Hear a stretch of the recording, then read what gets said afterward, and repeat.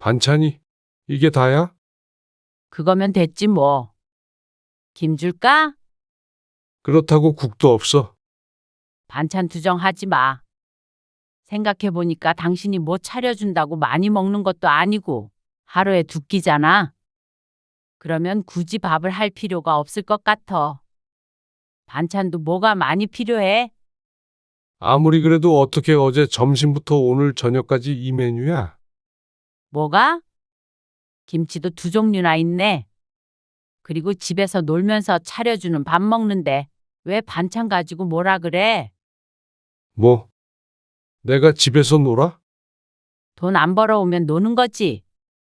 맨날 빈둥거리잖아. 오늘 이야기 속 주인공은 61세 선민중 씨입니다.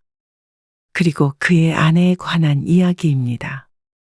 손 씨는 정년이 되기 몇 년 전에 조금 이르게 퇴직을 하게 되었습니다. 회사 사정 때문에 어쩔 수 없는 선택이었는데 그 때문에 손 씨와 아내의 사이는 크게 달라지게 되었죠.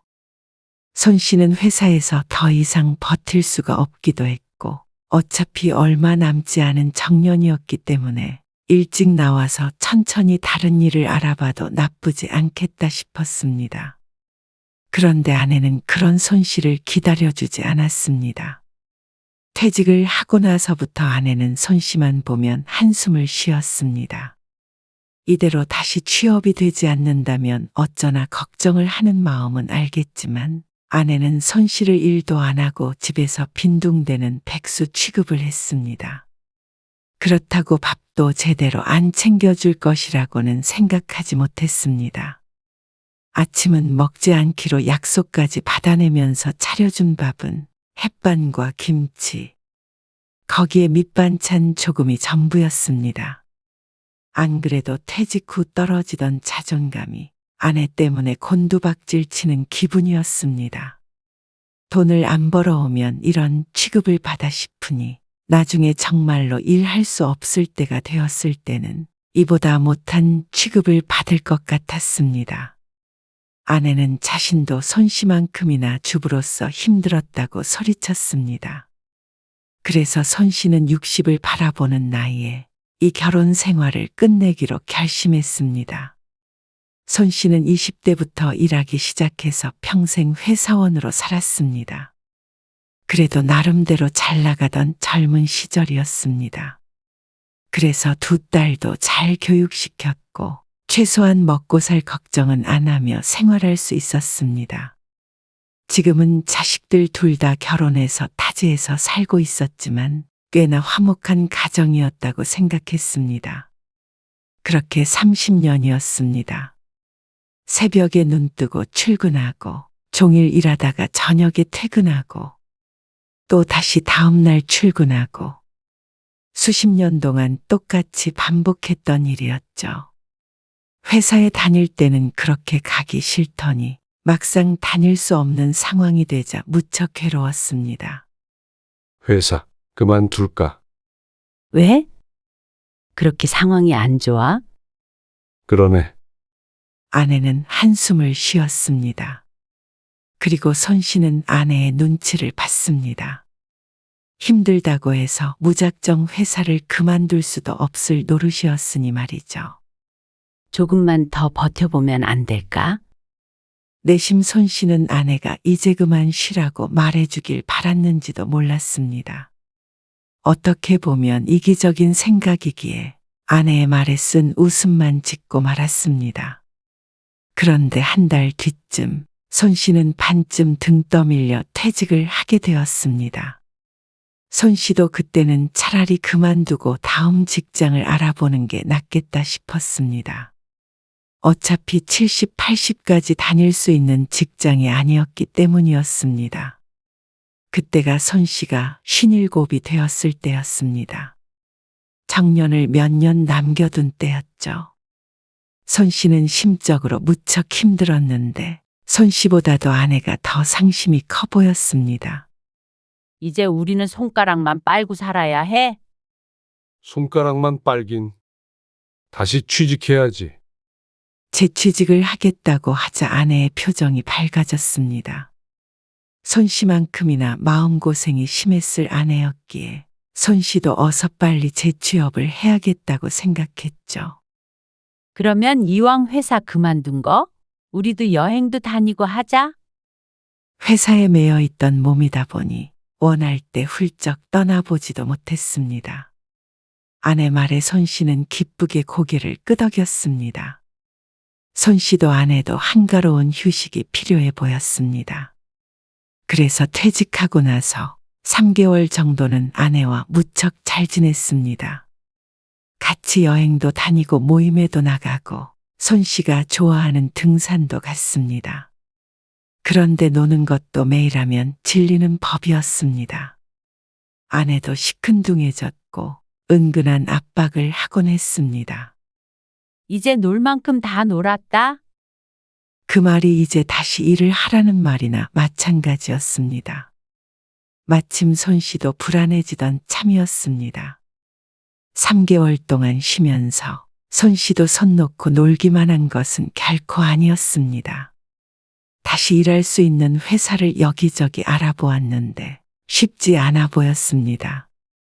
주변에 몇 년 전에 퇴직한 친구 몇에게도 물어보았지만 뜻대로 되지 않아 모두 자영업을 하고 있었습니다. 식당, 카페 등 다양했는데 돈벌이가 되는지는 또 다른 문제였습니다. 다만 모두들 한숨을 쉬며 근황 이야기를 풀어놓았죠. 그러니 손 씨도 생각이 많아졌습니다. 아내가 그러지 않아도 충분히 미래에 대해 고민하고 있었습니다. 하지만 연봉을 낮춰서 내가 일할 회사 하나 없을까 싶었습니다. 이젠 나이 들었지만 젊은 시절엔 엘리트 소리 들으며 살았으니 말이죠. 그런데 재취업이라는 것이 생각보다 쉬울 리가 없었습니다. 요즘에 어느 회사든 힘든데 그 많은 30, 40대를 두고 곧 60을 바라보는 사람을 채용할 이유가 많이 없는 것 같았습니다. 이래서 친구들이 그런 선택을 했구나 싶었습니다. 아직 소식 없어? 그게 힘드네. 그러니까 회사는 왜 그만뒀어? 아내가 답답한 듯 손 씨에게 말했습니다. 별거 아닌 그 말에 손 씨도 속상했습니다. 누가 들으면 일하기 싫어 철없이 회사를 뛰쳐나온 것 같지만 그럴 수밖에 없는 상황이었습니다. 그걸 아내에게 충분히 설명했었지만 아내는 못내 아쉬운 것 같았습니다. 재취업이 얼른 되질 않으니 더 불안해하는 것 같기도 했습니다. 그래도 버틸 만큼 버텼으면 몇 달치 월급이라도 더 받았을 거 아냐? 그렇게 버틴 게 이거야. 계속 취업 안 되면 어떡해? 나중에 늙어서 빈털털이 되는 거 아니야? 그래봤자 정년퇴직까지 단 몇 년 차이였습니다. 어쨌거나 나와야 했던 회사였는데 조금 당겨 나왔다고 손 씨는 아내 앞에서 길을 못 폈습니다. 안 그래도 눈치가 보였는데 자주 집에 있으니 아내의 잔소리를 계속해서 들어야 했습니다. 그게 한 달, 두 달 지속되자 괴로웠습니다. 남자들이 퇴직하고 우울증에 많이 걸린다더니 그게 지금 찾아왔나 싶었습니다. 여행 다니며 쉴 때는 휴가라고 생각하고 지냈지만 현실로 돌아오자 퇴직했다는 사실이 실감이 되었습니다. 매일 기계처럼 일어나 출근하다가 갈 곳이 사라졌으니 당연했습니다. 하지만 몸은 30년 동안 반복해서 해왔던 일을 기억했습니다. 손 씨는 여전히 5시에 일어났습니다. 요즘은 머릿속이 복잡해서 쉽게 잠들지 못했는데 그럼에도 불구하고 해가 뜨기도 전에 눈이 떠졌습니다. 아침 해가 밝아올 때까지 소파에 앉아서 TV로 뉴스를 보았습니다. 소리는 개미만하게 겨우 들리는 수준으로 켜놓고 딴 생각을 하고 있었죠. 뭐야? 또 벌써 일어났어? 갑자기 눈이 떠졌어. 하여간 대단해. 아내는 하품을 하며 시계를 힐끔 쳐다보았습니다. 벌써 9시 반이 넘어가고 있었습니다. 오늘 어디 안 나가? 아니, 오늘은 나갈 일 없어. 근데 요즘 안색이 왜 그렇게 안 좋아? 그냥 울적하고 그러네. 왜? 이제 인생 절반 조금 넘게 살았는데 뭔가 쓸모가 없어진 기분이 들잖아. 이렇게 사는 게 맞는 건가 싶고 꼭 재취업을 해야 하는 건가 생각이 들 때도 있어. 다른 일을 해도 되고 그게 안 되면 덜 쓰면서 살아도 되는 것 같기도 하고. 건물도 몇 채씩 있고 그랬으면 참 좋았겠지만 없으니 거기에 맞춰서 노후를 살아가면 되지 않을까 싶었습니다. 아끼면 충분히 살아갈 정도는 모아뒀다고 생각했습니다. 그리고 퇴직금도 있었기에 꼭 회사가 아니더라도 다른 선택지도 많은 것 같았습니다. 그러자 아내는 정색을 하며 말했습니다. 배부른 소리 하지 마. 사람이 쓰던 대로 쓰지. 어떻게 살림살이를 줄여? 그리고 퇴직금 잘못 건드렸다가 쪽박찬 사람들 못 봤어? 아직 일할 수 있는데 왜 안 해? 그게 쉽게 되는 게 아니니까 그렇지. 나도 일하고 싶다. 당신, 나는 쓸모없나 생각할 시간에 뭐라도 해. 쓸데없는 생각이야. 나는 요즘 불안해서 잠도 안 오고 그래. 100살까지 경제적 어려움 없이 살려면 지금 바짝 벌어야 해. 나는 당신이 당연히 금방 다시 취직할 줄 알았어. 아내는 손 씨의 고민을 별거 아닌 듯 치부했습니다. 안 그래도 퇴직 후에 우울했던 마음이 아내 때문에 더 서글펐습니다. 손 씨는 점점 아내에게 눈엣 가시가 되어가는 것 같은 기분이 들었습니다.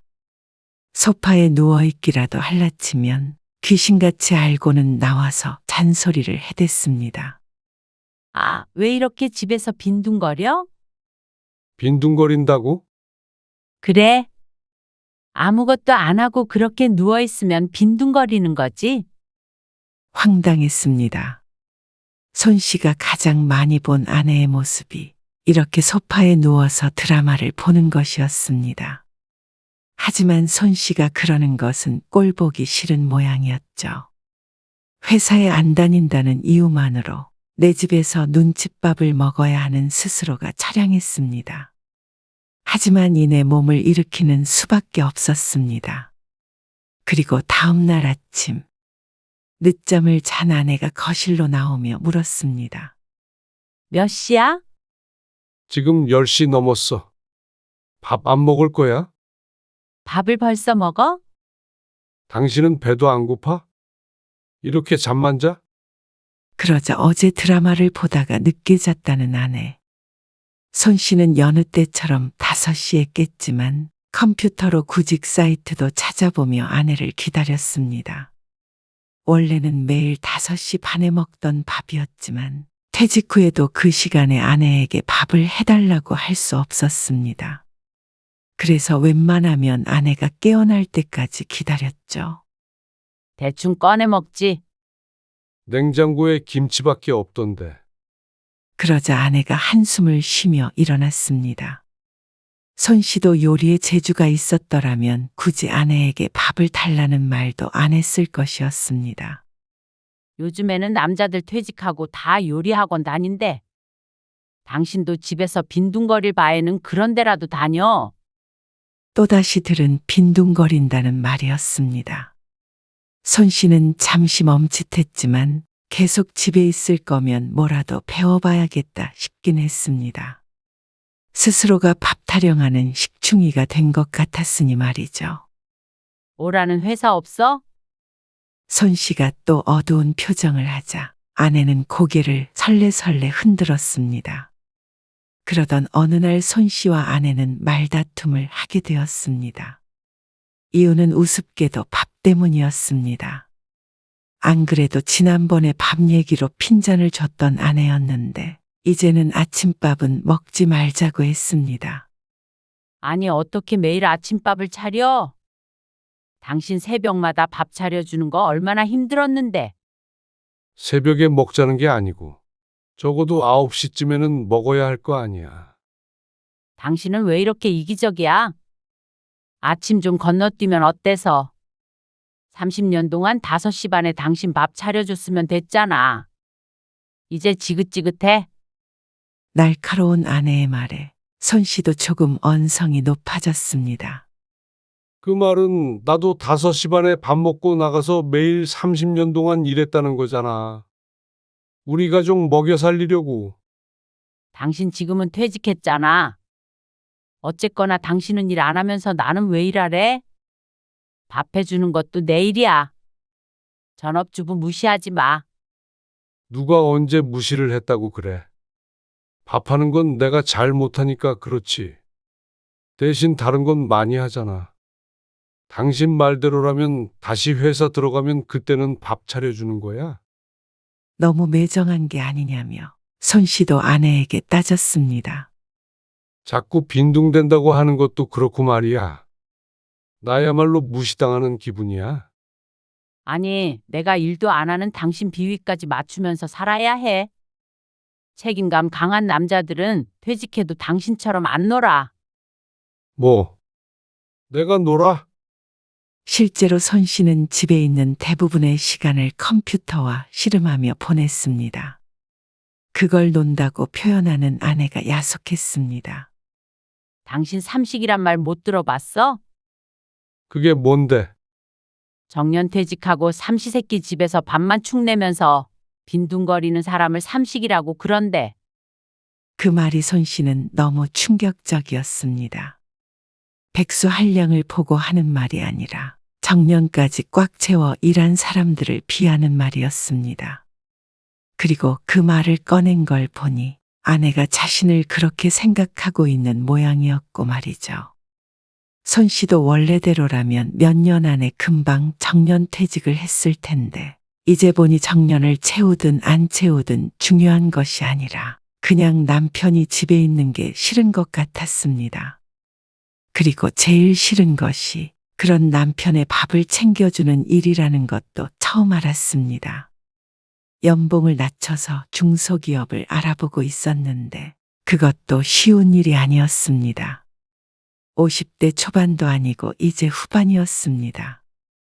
그런데 그런 사정은 아랑곳 없이 일을 하지 않으니 아침밥을 먹지 말라는 아내의 말에 속이 상했죠.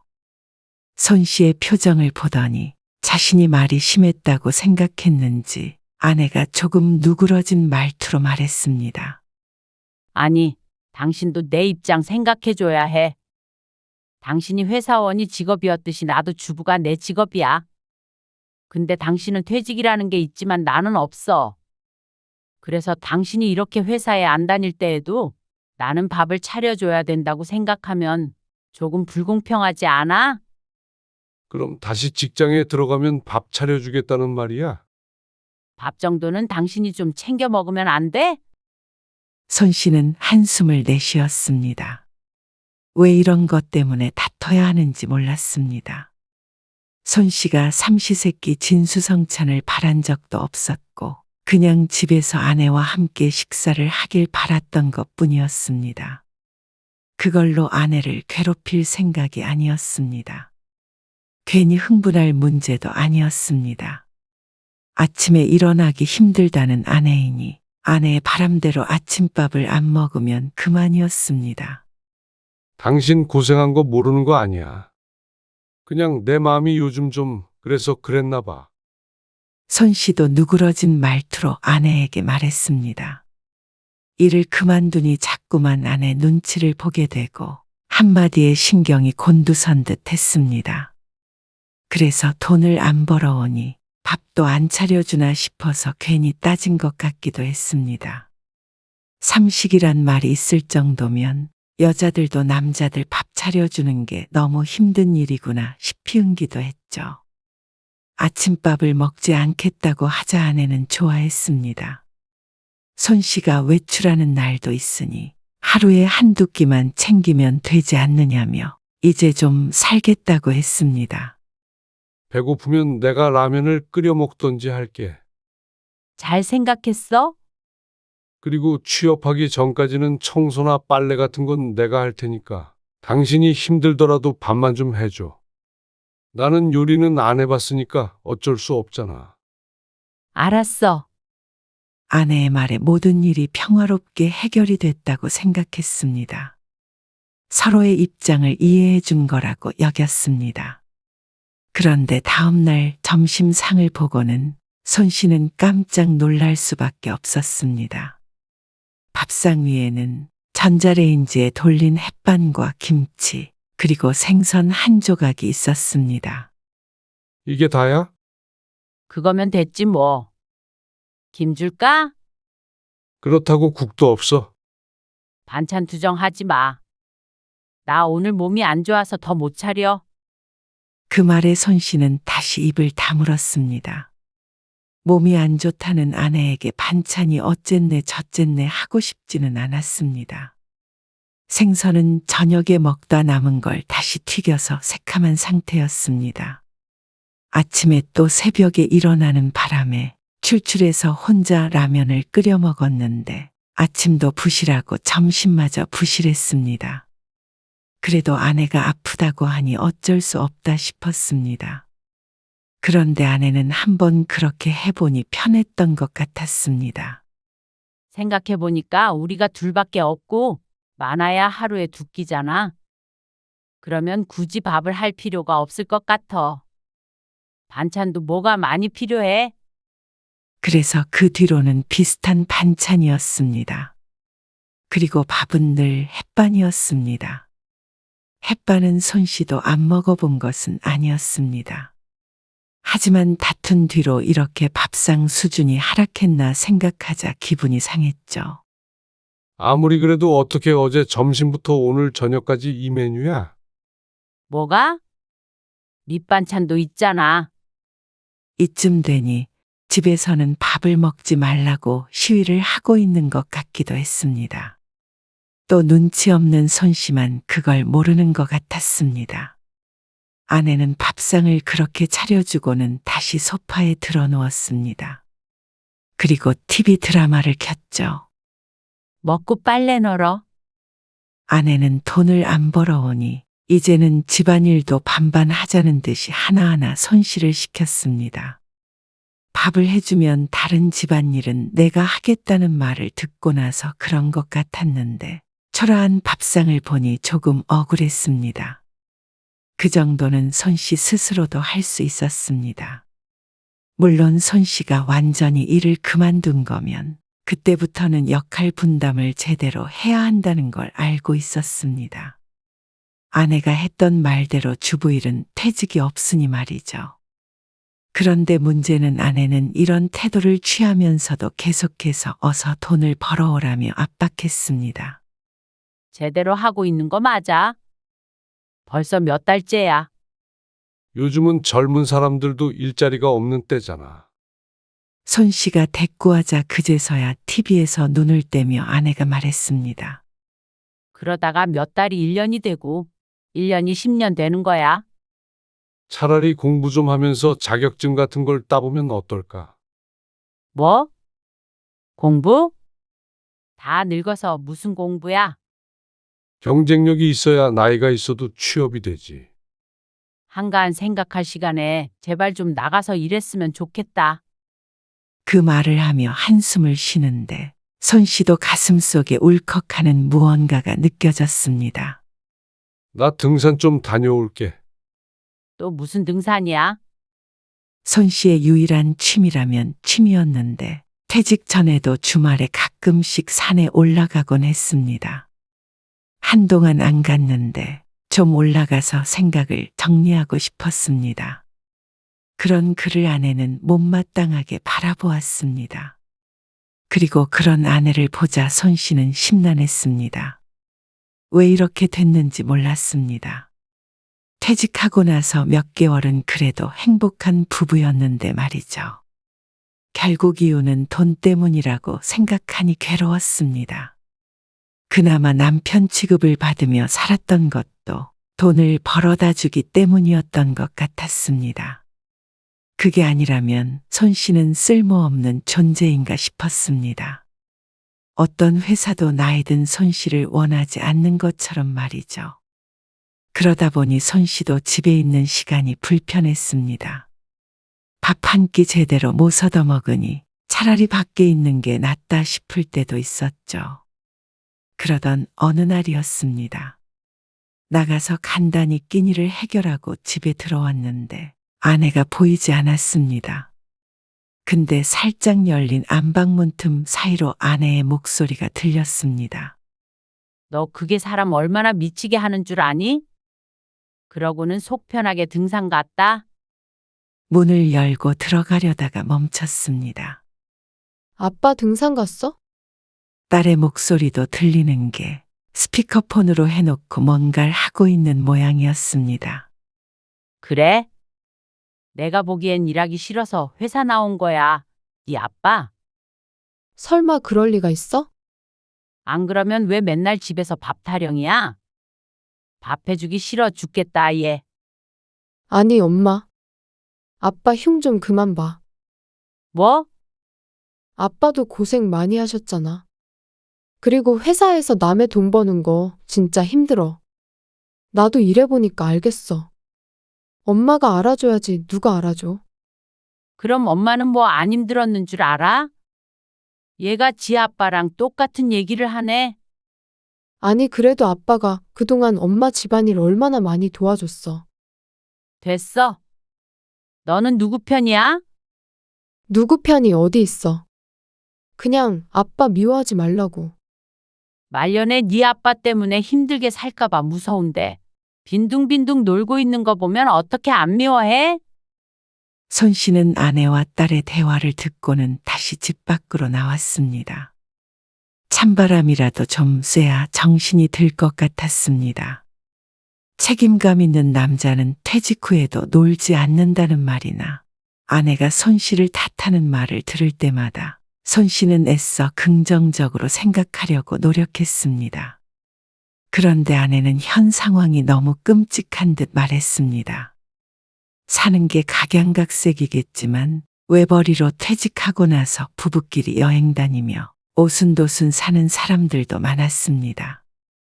물론 경제적으로 어려움이 적어야겠지만 손 씨는 우리 부부가 그 정도는 될 거라고 생각했습니다. 다만 아직 젊은 나이고 적어도 10년은 활발히 일할 수 있을 것 같아서 재취업 자리를 알아보려고 한 것이었습니다. 그런데 아내의 말을 들으면 손 씨는 평생 일하며 아내를 먹여 살려야 되는 존재로 보는 것 같았습니다. 손 씨는 혼란스러웠습니다. 30년간 함께 산 아내가 다른 사람 같았습니다. 그리고 다음 날 아내가 느지막한 시간에 안방 문을 열고 나왔습니다. 당신 어제 몇 시에 들어왔어? 늦게 어디서 잤어? 거실에서 잤어. 미래가 불안해서 잠도 잘 못 잔다고 하소연하더니 간밤에 얼마나 맛있게 잤는지 얼굴에 베개 자국이 잔뜩 보였습니다. 오늘 어디 나가? 외출복을 입은 손 씨를 보며 아내가 의아하게 물었습니다. 찬장에서 햇반 하나를 꺼내서 전자레인지에 넣으며 손 씨를 쳐다보았습니다. 누구 만나? 학원. 뭐 좀 배우려고. 뭐? 뭘 배워? 그냥 뭐라도 좀 배워놔야 나중에 써먹지. 그러자 아내가 인상을 팍 쓰며 말했습니다. 지금 그럴 때야. 배우는 건 나중에 해도 되지. 그 말에 대꾸하지 않았습니다. 아내는 신경질적으로 밥상을 차렸습니다. 밥 먹어. 나는 입맛 없어. 그리고 나서는 다시 소파에 드러누웠습니다. 리모컨을 들고 채널을 이리저리 돌리는 아내를 보니 착잡했습니다. 식탁 위엔 햇반과 김치 두 종류가 있었습니다. 손 씨는 숟가락을 들었다가 이내 내려놓았습니다. 그거 먹고 빨래 좀 돌려. 당신 나 밥 차려주는 거 싫다고 그랬지. 뭐? 뜬금없는 손 씨의 물음에 아내가 식탁 쪽을 바라보았습니다. 이참에 우리 살림을 나누자. 뭐? 다른 집안일은 당신이 한다며. 그게 아니라 당신이랑 나 따로 살자고. 그러자 아내가 몸을 일으켰습니다. 그게 무슨 소리야? 나도 요리를 배우든 어떻든 해서 알아서 밥 차려 먹을게. 당신도 나 밥 차려줄 필요 없고, 또 이 집 팔고 각자 작은 집에서 살면 노후 걱정도 덜고 좋잖아. 뭐? 이혼해서 각자 원룸에서 살자는 것처럼 들린다? 그냥 다 반으로 나누자는 거야. 퇴직금도 그렇고 모아둔 돈이나 집도 다 반으로 갈라. 그래서 각자 살자. 원룸에 살든 큰 집에 살든 각자 자유긴 한데, 난 원룸에서 살더라도 이렇게 살기는 싫어. 그 말에 아내는 크게 충격을 받은 표정을 했습니다. 싫어. 내가 왜 그래야 하는데? 그동안 고생했는데 말년에 나한테 돈 벌어다 주기 싫다는 소리 아냐? 그럼 퇴직금 받은 거 당신 더 챙겨줄게. 그러면 됐지? 아내는 그래도 싫다고 버텼습니다. 하지만 서류상 이혼하자는 것도 아닌데 집을 나가는 것은 손 씨의 자유였습니다. 손 씨는 아파트 가격도 고려해서 재산을 반을 갈랐습니다. 그리고 따로 집을 구해 나갔고 나머지 금액은 아내의 통장으로 보냈습니다. 이렇게 손 씨와 아내는 표면적으로는 여전히 부부였지만 사실상은 이혼한 것과 마찬가지이게 됐습니다. 당신 그 돈 가지고 마음 편하게 살아. 전화를 건 아내에게 손 씨가 대답했습니다. 그렇지만 큰 돈을 쥐어도 마음이 편치는 않을 것이었습니다. 앞으로 들어올 수입이 중요하다고 생각하는 아내이니 말이죠. 손 씨는 새로 회사에 들어가는 것은 포기했습니다. 그리고 아내에게 말했던 대로 학원에 다녔습니다. 국가에서 지원해주는 교육비가 있었는데 1년간 이것저것 배워보며 새로운 적성을 찾아갔습니다. 평생 해오던 일과는 무관한 분야들이었습니다. 아내는 그럴 줄 알았다며 손가락질을 했습니다. 역시나 놀기 위해서 퇴직을 했던 것이라며 말이죠. 손 씨는 그에 아랑곳하지 않았습니다. 그리고 3년 정도는 관련 자격증을 따며 시간을 보냈습니다. 이 회사 저 회사 기웃거리면서 위축되어 살아갔던 때와는 달랐습니다. 목표가 있었고 배움이 있었으니 거기엔 희망도 있었죠. 무엇보다 옆에서 눈치를 주고 구박을 하는 사람이 없으니 살 것 같았습니다. 아내가 없어서 불편한 것은 잠시뿐이었습니다. 인간은 적응의 동물이었고 어찌되었건 부지런하다면 살아갈 수 있었습니다. 손 씨는 그런 건 하나도 힘들지 않았습니다. 정신적 스트레스가 없으니 오히려 좋았습니다. 그러다 보니 61세가 된 지금 손 씨를 강사로 불러주는 곳도 생겼습니다. 그리고 비정기적인 일도 들어왔죠. 처음엔 한 달에 50 정도 벌다가 최근에는 300만 원을 벌게 되었습니다. 그리고 적어도 70전까지는 이렇게 벌며 살 수 있지 않을까 싶었습니다. 남들은 퇴직해서 전전긍긍할 나이에 손 씨는 새로운 제2의 인생이 시작된 듯 했습니다. 아빠, 좋아 보이네요. 그래. 회사 다닐 때보다 훨씬 좋아. 그럴 것 같아요. 시간도 더 많을 거고. 그렇지. 아무튼 잘 지내고 있으니까 걱정 마. 손 씨는 딸들과는 종종 만났습니다. 그리고 아내는 한 번도 보지 않았습니다. 그런데 그런 소식을 들었는지 큰딸을 만난 며칠 뒤에 오랜만에 아내에게서 전화가 왔습니다. 이제 자리 좀 잡았으면 이만 집으로 다시 돌아와. 당연하다는 듯한 아내의 말에 손 씨는 쓴웃음을 지었습니다. 손 씨가 어떤 마음으로 집을 나왔는지는 아직도 모르는 듯 했습니다. 애초에 재산을 나눌 때 아내를 많이 주었던 것도 이제 다시는 같이 살지 않을 거라는 결심 때문이었습니다. 다시 일하니까 밥 해줄 마음이 생겼어. 왜 비꼬고 그래?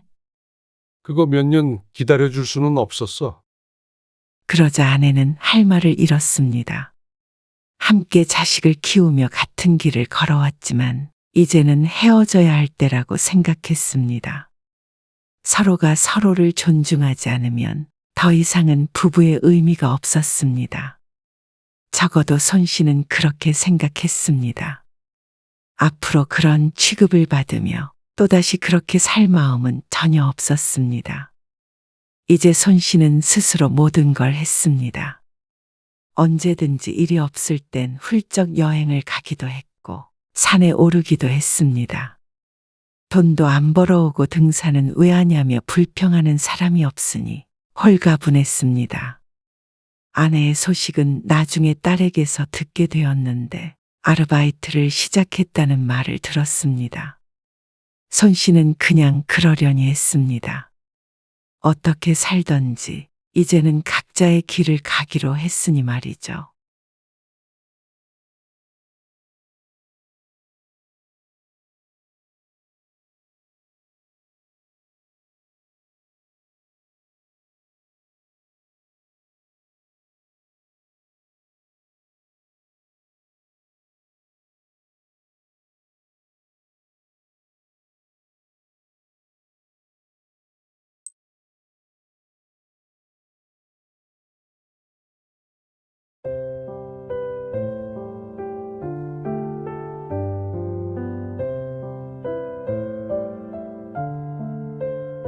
아, 제가 예전에 다니던 직장에도 사부인이랑 같은 고향 사람이 있었는데요. 어이구, 참 성격이 대단했어요. 그 사람 퇴사하고 다들 얼마나 편했는지, 에이, 내가 별 얘기를 다 하네. 근데요, 살아보니까 출신 성분을 무시할 수는 없더라고요. 그러세요. 근데 그게 지역적인 문제는 아니죠. 사람 성격이 다 제각각이니까요. 제 경험으론 그랬다고요. 근데 사부인은 그쪽 지역 사람답지 않네요. 네? 아무튼 좀 의외네요. 차분하신 것 같아요. 원래 그쪽 사람들은 다혈질의 뒤통수를 잘 친다고 그러잖아요. 근데 명은이도 나중에 우리 현우 배신 때리고 그러진 않겠죠? 오늘 이야기 속 주인공은 58세 신경숙 씨입니다. 그리고 그녀의 딸과 예비 사돈에 관한 이야기이죠. 신 씨의 큰딸은 결혼을 앞두고 있었습니다. 각자 서로의 집에 방문해서 인사도 했고 신 씨도 예비 사위가 마음에 들었고 상대방도 신 씨의 딸을 무척 예뻐한다고 들었었죠. 하나 있는 딸이 좋은 남편 만나서 새로운 가정을 꾸려서 살 것이라고 생각했습니다. 상견례 전까지만 하더라도 말이죠. 설마 상대방 부모가 신 씨의 고향을 가지고 딴지를 걸 것이라고는 꿈에도 몰랐습니다. 그리고 그게 딸이 결혼하는데 방해가 될 수 있을 거라곤 생각하지 못했습니다. 그러면서 자꾸만 지역을 들먹거리는 예비 사돈과 그걸 방관하는 사위까지. 딸도 이런 결혼은 하고 싶지 않다고 했습니다. 신 씨도 같은 생각이었습니다. 이렇게 결해봤자 평생 내 딸이 구박만 당하고 살 것 같았습니다. 그런 결혼을 시키려고 딸을 곱게 키운 것이 아니었습니다. 그래서 신 씨도 속 시원하게 결혼을 엎어버리기로 했죠. 신 씨는 18까지 전라도에서 살다가 가족들과 함께 상경했습니다. 그리고 그때부터 쭉 서울에 살았습니다. 여전히 말투에서 지역을 유추해 볼 수 있었지만 더 오래 산 곳은 서울이었습니다. 40년 가까이 되었죠. 신 씨는 20대 중반에 남편을 만나 결혼을 했습니다. 그리고 예쁜 딸을 둘 낳았습니다. 그중 첫째가 오명은이었습니다. 올해 30세가 되었습니다. 두 딸 모두 서울에 있는 상위권 대학을 나와서 현재는 대기업에 다니고 있었습니다. 그리고 남편의 사업이 잘 돼서 먹고 살만하니 신 씨는 걱정거리가 별로 없었습니다. 엄마, 어디야? 어디긴? 카페에 있지. 5시에 퇴근해? 응. 왜? 나 오늘 퇴근하고 잠깐 집에 가려고 하지. 아빠 오늘 일찍 퇴근하시나? 글쎄. 7시쯤 오면 될 것 같은데? 알겠어요. 저녁 먹으러 갈게요. 명희도 오라고 했어. 큰딸과 전화를 끊고 신 씨는 주변 정리를 했습니다.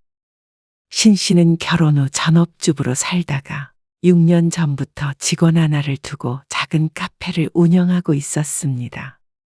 큰 돈벌이는 안 되어도 삶의 활력이 생기고 좋았습니다. 돈 벌어서 가끔 남편과 딸에게 용돈을 주는 재미도 있었죠. 저녁에 집에 온 딸을 신씨 부부가 반갑게 맞았습니다. 딸들이 독립해서 산지 2년 정도 되었는데 가끔 이렇게 집에 찾아올 때면 늘 기뻤죠. 그런데 딸이 전한 소식에 신씨 부부는 깜짝 놀랐습니다. 나 결혼하려고요. 뭐? 결혼? 언니 결혼한다고. 딸이 올해로 30이 되긴 했지만 요즘 시대엔 결혼하기에 조금 이른 감이 있는 나이였습니다. 직장에서 만나서 2년 정도 사귄 남자친구가 있는 건 신씨도 알고 있었습니다. 그런데 벌써 결혼 얘기가 오갈 줄은 몰랐습니다. 신씨는 그 친구를 한 번도 만난 적이 없었습니다. 예전에 남편이 딸을 데려다 주며 한 번 마주쳤다는데 얼굴을 잠깐 보고 인사만 한 정도였습니다. 다만 인상은 좋더라는 얘기를 했죠. 얼떨떨하긴 했지만 신씨 부부는 진심으로 딸을 축하해 주었습니다. 그리고 얼마 뒤에 딸에게서 남자친구의 집에 인사를 다녀왔다는 말을 들었습니다. 어땠어? 그전에도 2번 정도 뵌 적이 있어서. 근데 결혼한다니까 엄청 좋아하셨어. 정말? 그 부모님은 어떤 거 같아? 아직 잘 모르겠는데. 글쎄, 평범하셔. 자고로 평범한 것이 가장 어려운 일이었습니다. 어쨌거나 딸을 좋아했다는 말에 안심이 됐습니다. 그리고 고개를 끄덕였죠. 내 딸이지만 참 똑똑하고 예쁜 아이였습니다. 마음씨도 고와서 틀림없이 어떤 부모든 마음에 들어할 것이라고 생각했습니다. 그리고 얼마 뒤에 딸의 남자친구가 집으로 찾아왔습니다. 약속 날짜를 잡은 날부터 신씨는 준비를 단단히 했습니다. 집에서 식사를 대접하기로 했는데 제대로 차려주고 싶어서 요리 연습까지 할 정도였습니다. 마음이 두근두근 했습니다. 딸이 2년간 만난 걸 보니 당연히 신씨의 마음에도 들 거라고 생각했습니다. 그리고 당일이 되었을 때 즐거운 마음으로 예비 사위를 맞이할 수 있었습니다. 어서 와요. 안녕하세요. 처음 뵙겠습니다. 오느라 고생했네요. 아닙니다. 식사 전이죠? 차린 건 별로 없는데. 어서 앉아요. 아, 엄청 준비 많이 했네. 얘는 별거 아니야? 차린 상을 보니 딸도 남자친구도 놀란 눈치였습니다. 그렇게 자리에 앉아서 식사를 시작했습니다. 입맛에는 맞아요? 네. 진짜 맛있어요. 그래서 결혼은 언제쯤 하려고요? 아, 내년 봄 생각하고 있습니다. 말씀 편하게 하세요. 그럼 그럴까? 그런데 대화를 하면 할수록 경직됐던 분위기는 풀렸지만 어쩐지 딸의 남자친구가 자꾸만 자신을 쳐다보는 것 같았습니다. 왜요? 뭐가 입맛에 안 맞아요?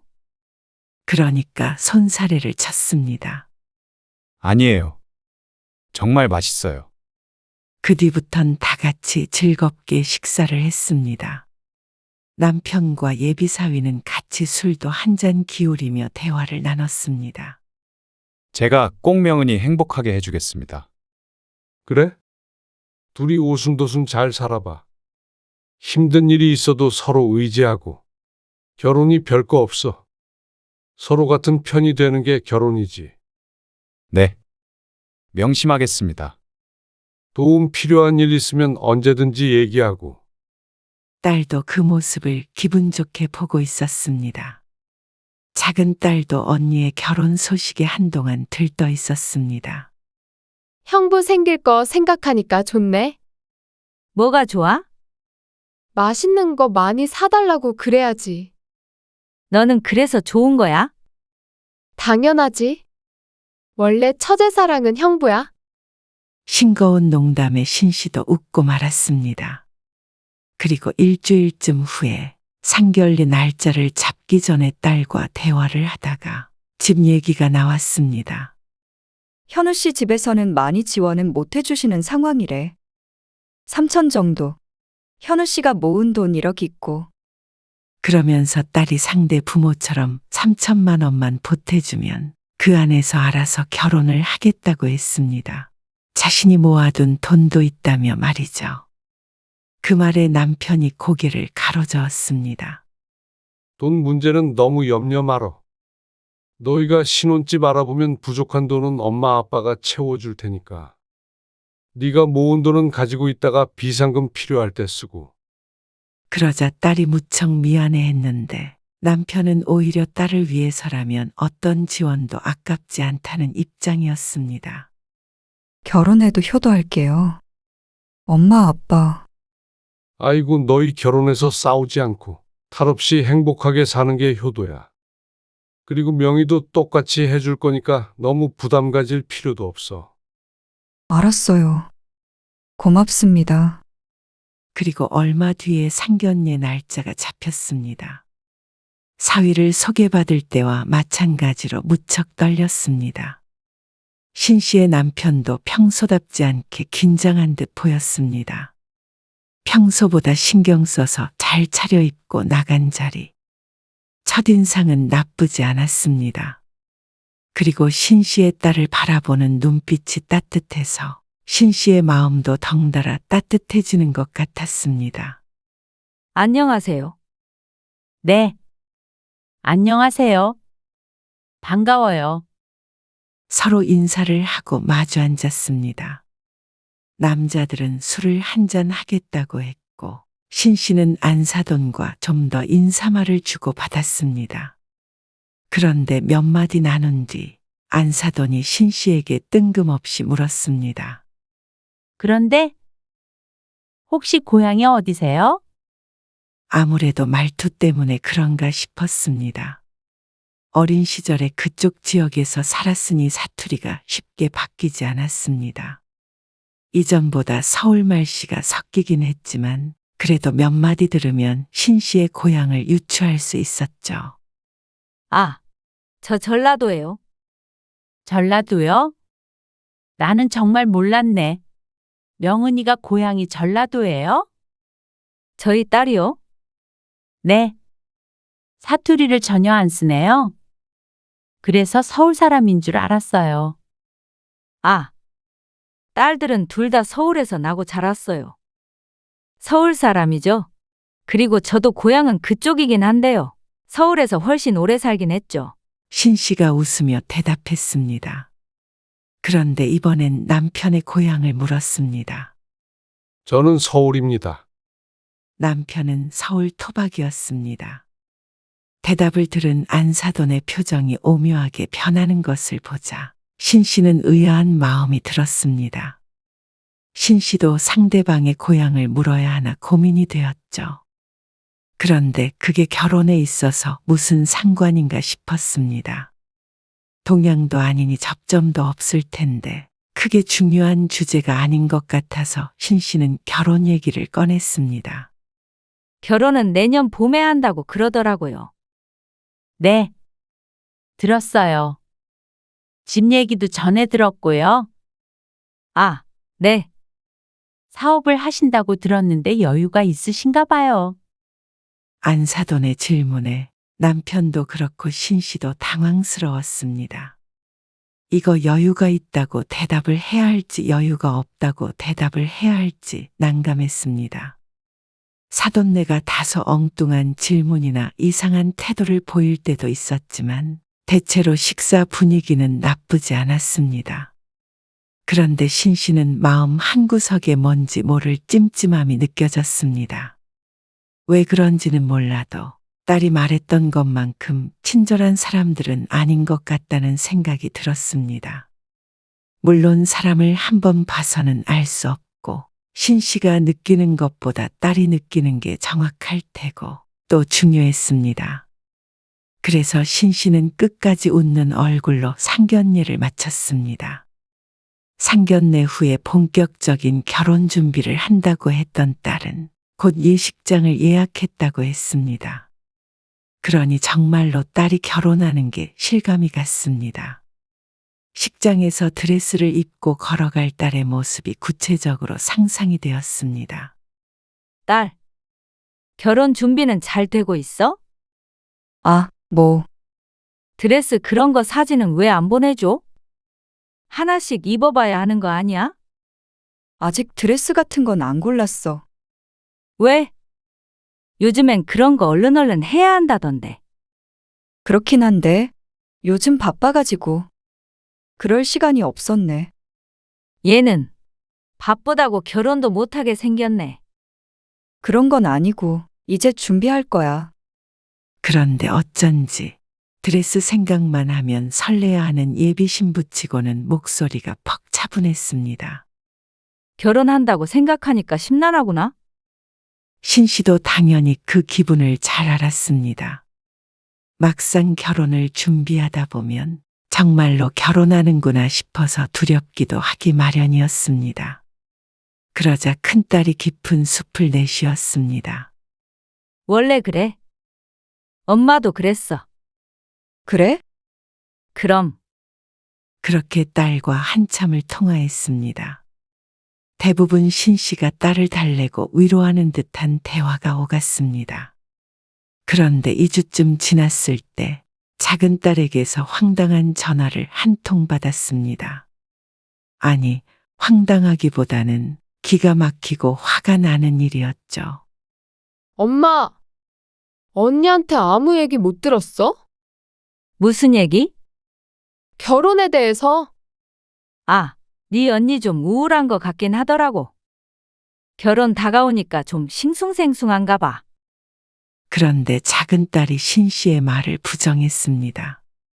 그리고 무척 흥분한 채로 말했습니다. 나도 그런 줄 알고 있었거든. 그래서 어제 언니랑 저녁에 만났어. 내가 언니한테 맥주 한잔 하자고 했어. 근데 그쪽 집에서 언니한테 뭐라고 한 줄 알아? 왜?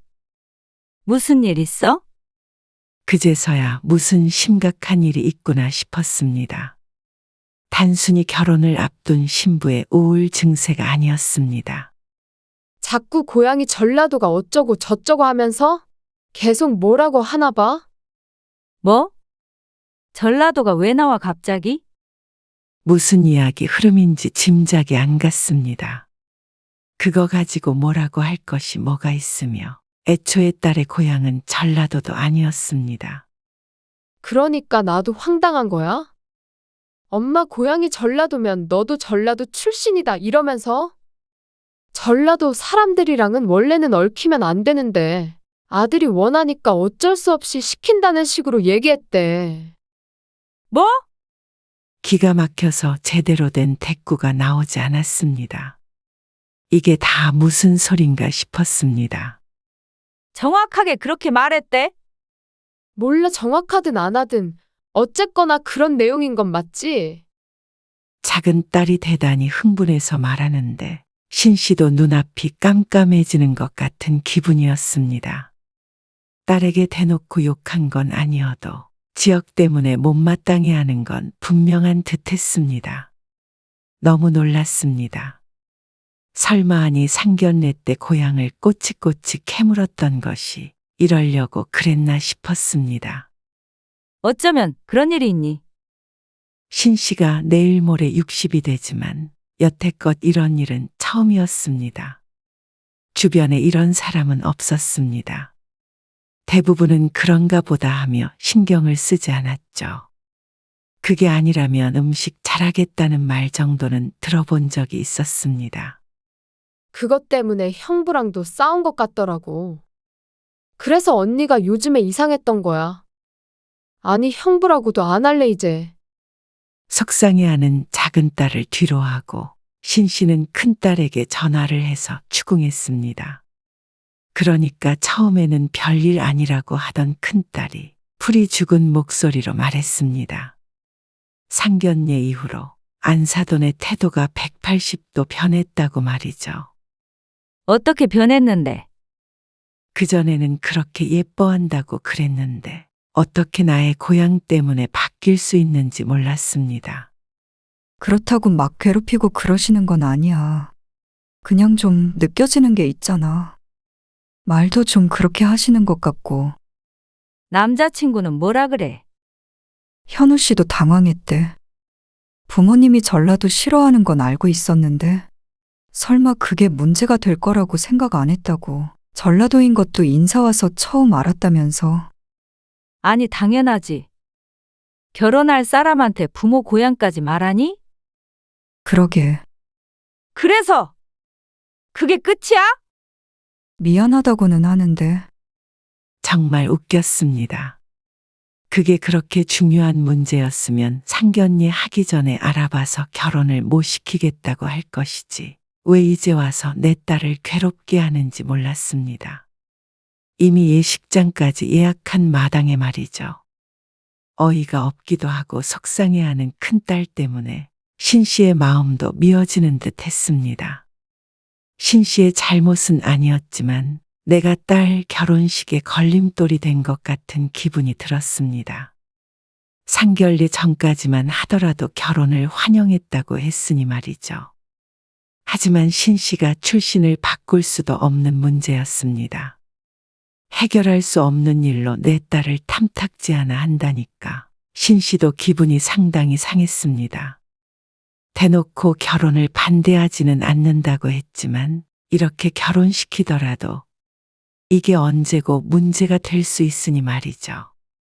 살면서 두고두고 꼬투리 잡히지는 않을까 걱정이 되었습니다. 뭐, 내가 죄지었어. 딸이 언성을 높이면서 신 씨의 기분을 풀어주려고 노력했습니다. 엄마도 너무 신경 쓰지 마. 엄마 탓도 아닌데 뭐. 내심 자신의 사투리 때문이라고 생각했던 신 씨의 머릿속을 읽은 듯 했습니다.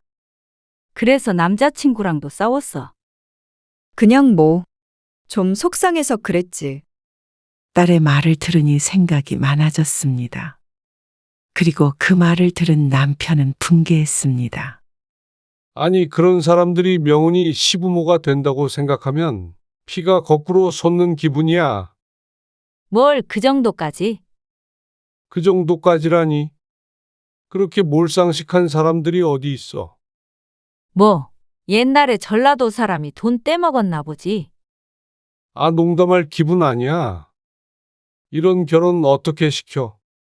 남편은 신씨만큼이나 심란해했습니다. 근데 그것 때문에 결혼 못 시키겠다고 하는 그런 상황은 아니래 또. 어쨌거나 그게 마음에 안 든다는 식으로는 말했다는 거잖아. 그렇긴 하지. 신씨가 한숨을 쉬며 대답했습니다. 몇 번을 떠올려도 속상했죠. 당장 결혼 준비는 안 하고 있는 모양이야. 아직 드레스도 안 했대. 당연히 그래야지. 그런데 그런 대화가 오간 지 얼마 안 돼서 신씨는 딸과 함께 사돈을 만나게 됐습니다. 예물과 혼수에 관련해서 상의를 하고 싶다고 했다는데 그것마저도 좀 황당했습니다. 이런 문제를 왜 신씨까지 부르는지 몰랐습니다. 보통은 자식들을 통해 전하기 마련인데 말이죠. 딸은 고민 끝에 신씨에게 말했습니다. 당장 뭐가 잘못된 것이 아닌데 만나자는 말을 거절할 수는 없었을 테니 이해가 갔습니다.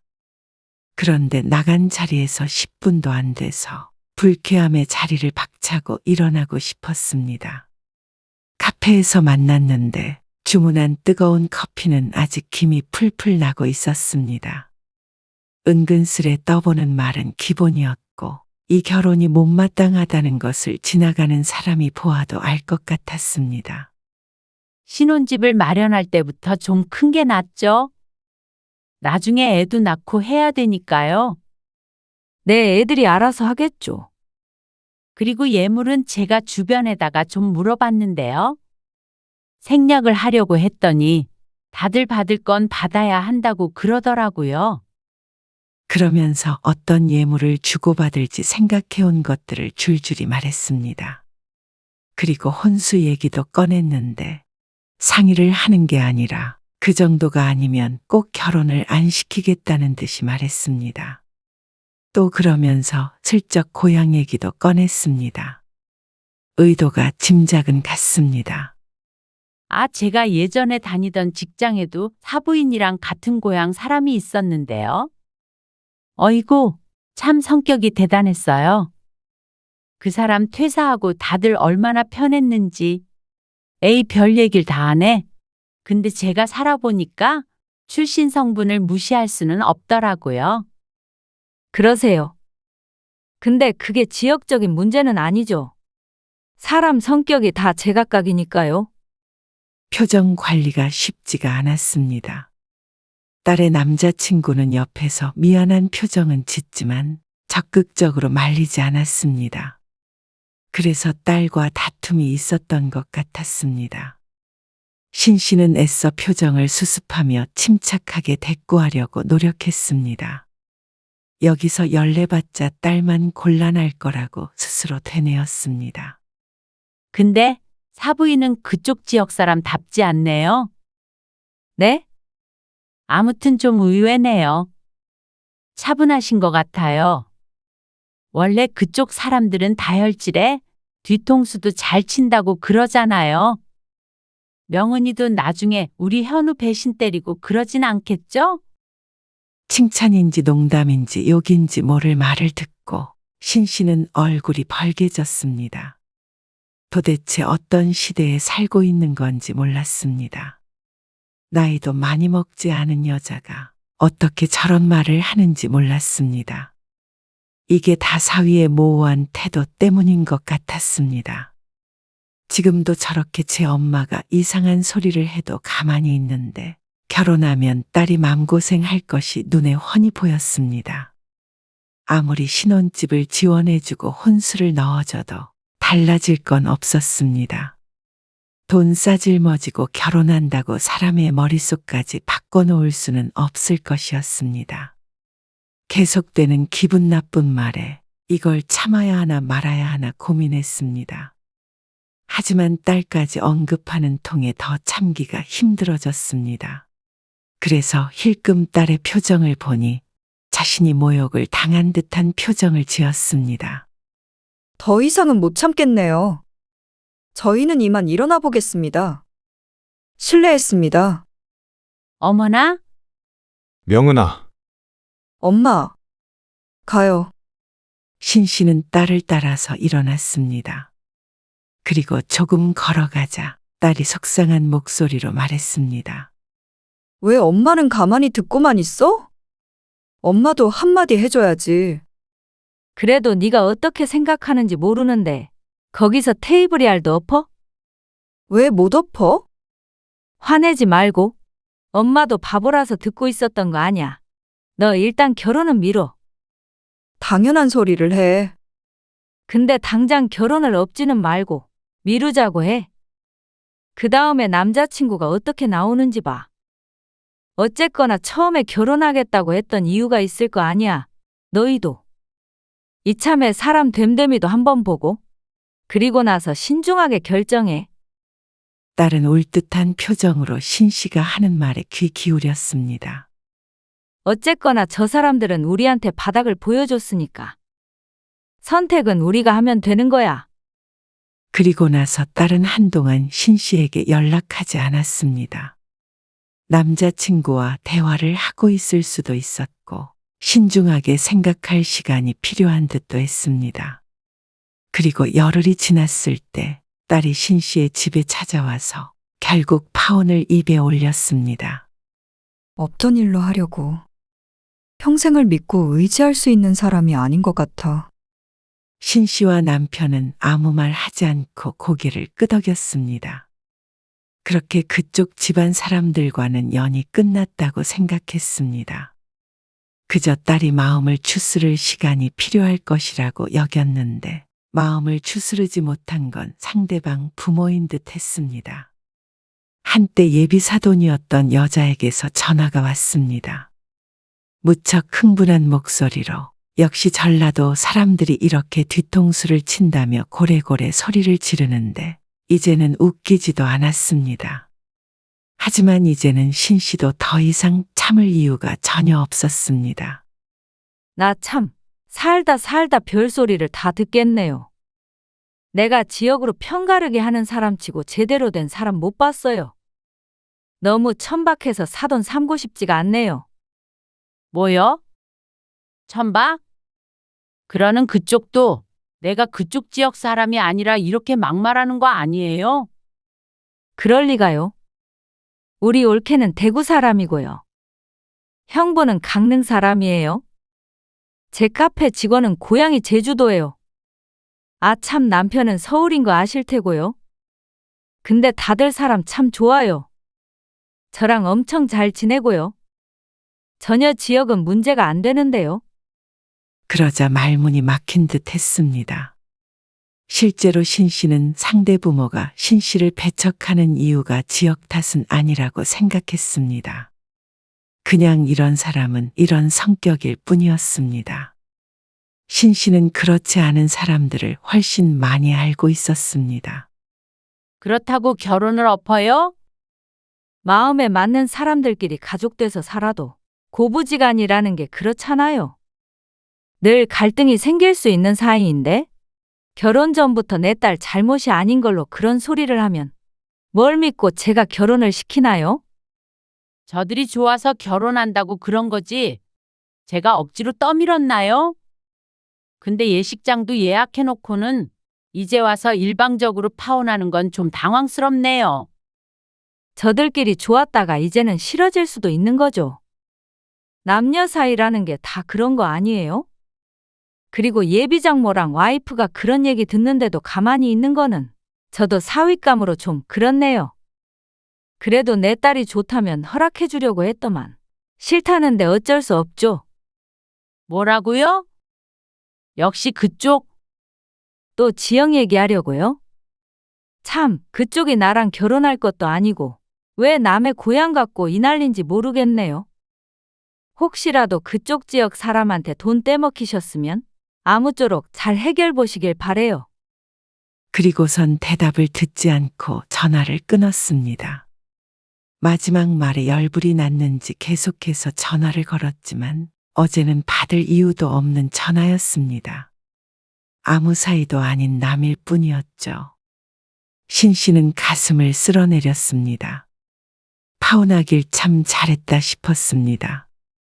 이런 사람이 내 딸의 시모가 됐을 거라고 생각하니 모골이 송연했습니다. 억지로 그런 사람에게 비위를 맞추며 살 필요는 없었습니다. 신 씨의 딸이 그 정도로 못나지 않았습니다. 아직 30인데 결혼은 급한 일도 아니었고 찾아본다면 더 좋은 자리는 훨씬 많았습니다. 같은 회사라서 조금 힘들긴 하겠지만 결혼해서 평생 힘든 것보다는 훨씬 나았습니다. 남편도 잘했다며 신 씨와 똑같은 반응을 보였습니다. 나중에 작은 딸에게 들어보니 그쪽에서 큰 딸에게도 어지간하게 전화를 해댄 모양이었습니다. 이쪽에서 결혼을 깰 줄은 몰랐던 듯 했죠. 뒤늦게 아쉬운가 보다 생각했습니다. 당연했습니다. 내 딸 일이니 우리가 상대에게 맞추려고 많이 노력했지만 객관적으로 보자면 절대 신신애가 아쉬울 것 없는 결혼이었습니다. 예쁘고 잘난 내 딸도 내 딸이었고 아들 결혼에 삼천 보태겠다는 그쪽 부모를 생각하면 다들 납득할 것이었습니다. 이런 결과를 예상 못하고 그렇게 사람에게 모욕을 줬나 생각하니 딱하기까지 했습니다. 어리석은 것에는 약도 없었죠. 다음 달에 본 큰딸의 안색은 생각외로 밝았습니다. 뭔가 초연해진 듯한 느낌도 나는 것이 이 기회에 조금 성숙해진 것 같기도 했습니다. 딸이 잘 지내니 신 씨도 그제서야 마음을 놓았습니다.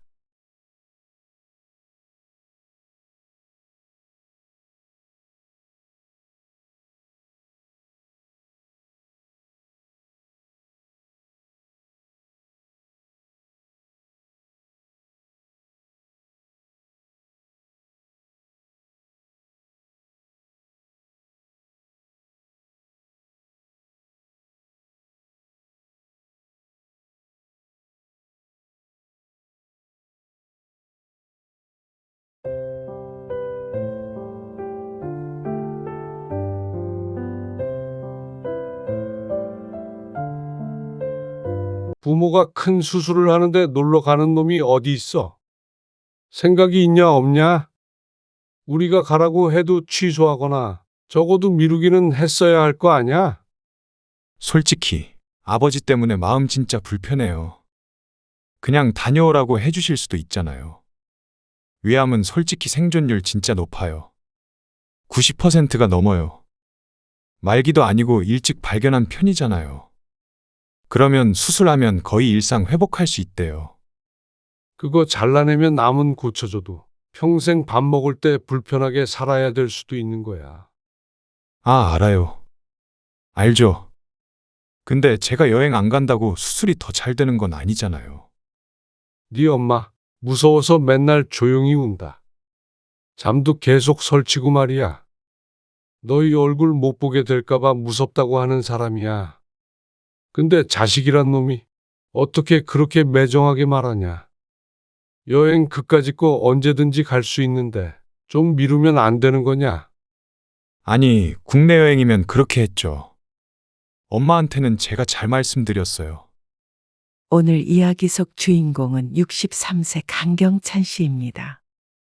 그리고 그녀의 아내와 아들 며느리에 관한 이야기이죠. 강 씨의 아내는 위암 진단을 받았습니다. 말년에 행복하게 오순도순 살자 대화를 나누었던 것이 무색하게 강 씨 부부는 큰 시련을 맞게 되었습니다. 아무리 희망적인 얘기를 들어도 불안했고 웃으며 TV를 보다가도 순간 부부는 말이 없어졌습니다. 자신과는 다르게 건강한 음식을 좋아하던 아내였는데 왜 하필 아내가 암에 걸린지 몰랐습니다. 강 씨는 아내 앞에선 의연한 척했지만 뒤에선 남몰래 눈물을 훔친 적도 있었습니다. 하지만 자식의 마음은 다른 듯 했습니다. 부모가 암에 걸려도 일이 먼저였고 수술을 한다고 해도 미리 예약해 놓은 여행이 먼저였습니다. 아무리 말기가 아니라지만 어떻게 이렇게 무신경할 수가 있는지 몰랐죠. 결혼하면 자식과도 멀어진다는 소리는 들었지만 그 이전에 아들 며느리의 인성마저 의심이 됐습니다. 하지만 그렇게 키운 장본인도 강씨 부부이기에 내가 뿌린 씨는 내가 거두기로 다짐했습니다. 강씨 부부는 자식이 아들 하나였습니다. 워낙 먹고 살기 힘들었던 어린 시절을 보냈고 많은 형제들 틈에 치이며 살아서 그런지 둘 이상 낳을 생각은 해본 적도 없었습니다. 그런 외동아들을 결혼시킨 것은 몇 년 되었습니다. 이제는 손주도 있는 할아버지가 되었죠. 돈 벌고 자식 키우고 숨가쁘게 살아온 세월을 지나 퇴직을 했습니다. 그래서 아내와 함께 좋은 것 보고 맛있는 거 먹으러 다니며 그렇게 노후를 보낸 지는 불과 1, 2년 정도밖에 되지 않았습니다. 그리고 마음 놓고 펑펑 놀며 살지도 못했죠. 나 출근해. 오늘 좀 일찍 퇴근할 거야. 3시. 맞아. 알았어. 나는 5시쯤 집에 올 거야. 아내는 100세 시대에 우리가 60대이니 앞으로 살아갈 날이 너무 길다고 했습니다. 그래서 나름대로 노후 준비를 했음에도 불구하고 여전히 지인의 커피숍에 출근해서 일을 도와주고 있었습니다. 좀 편히 살았으면 하는 마음도 있었지만 강 씨 또한 퇴직 전부터 준비했던 부동산 투자 일을 조금씩 하고 있었습니다. 수빈이 이번에 재롱잔치 하는 거 영상 봤어? 아니? 안 보내주던데. 이것 봐. 우리 손주밖에 안 보이네. 저녁에 집에서 식사를 하다가 아내가 휴대폰을 켜서 손주의 동영상을 보여줬습니다. 귀엽네. 강 씨 부부는 밥 먹다 말고 흐뭇하게 손주가 춤을 추는 것을 지켜보았습니다. 오랜만에 우리 수빈이 보고 싶네. 요즘도 애들 많이 바쁘대. 연락해봤어? 그저께 통화했는데 한번 오라고 했더니 바쁘다네. 걔들이 안 바쁜 때가 있었나? 아들은 결혼 후에 통 얼굴을 보기가 힘들었습니다. 손주 수빈이 아기일 때는 저녁 시간에 강 씨의 집에 맡기곤 했는데 어느 정도 크고 나자 명절이나 어버이날 등이 아니면 일상적인 때에는 만나기가 어려웠죠. 특히나 아이와 있는 시간이 많았던 아내는 그렇게 손주가 애틋한 모양이었습니다. 하나밖에 없는 손주이고 둘째는 낳지 않을 거라고 하니 앞으로도 유일한 손주였습니다.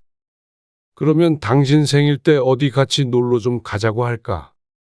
내 생일? 어디? 그건 진성이랑 얘기를 해봐야지. 어디 보자. 강 씨가 달력을 보니 아쉽게도 생일은 수요일이었습니다. 평일이네.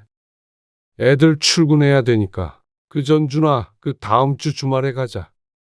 토요일에 갔다가 일요일에 오면 되지. 그럴까? 내일 전화해 봐야겠네. 미리 말을 해놔야 시간을 빼놓겠지. 아내는 무척 들떠 보였습니다. 몇 번이고 손주 영상을 돌려보고 사진첩에서 사진도 보며 웃었습니다. 그런데 다음날 아들에게 전화해서 물어보니 난감한 기색을 보였습니다. 요즘 회사 일이 바빠서 주말에 멀리 갔다 오는 건 좀 부담스러워요. 전 토요일에 출근할 때도 있고 그래서 네 엄마 생일쯤에도 바빠? 생신이 날짜가 엄마 생일도 몰라. 다음 달 28일이잖아. 그러자 아들은 여행까지는 안 될 것 같다고 대답했습니다. 강 씨보다도 아내가 몹시 실망했습니다. 그래서 강 씨가 아들에게 다시 연락해서 그러면 당일에 밥이나 한 끼 같이 먹자고 했습니다. 하지만 그마저도 바쁘다는 이유로 곤란하다고 했습니다. 아직 한참 남았는데도 말이죠. 당일에는 좀 그렇고요. 평일이잖아요.